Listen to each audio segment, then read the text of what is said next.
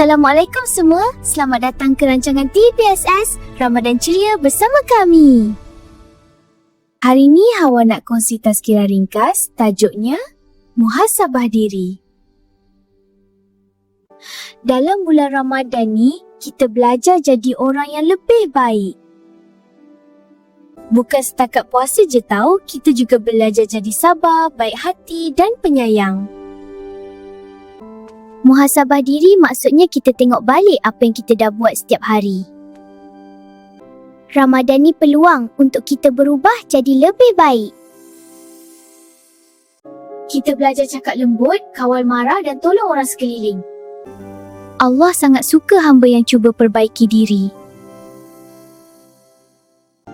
Walaupun benda kecil macam senyum atau bagi salam, kalau buat dengan ikhlas, Allah bagi pahala besar.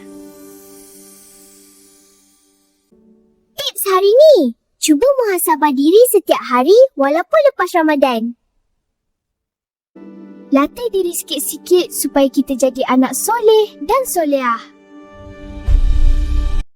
Kalau hati rapat dengan Allah, hidup kita rasa tenang je.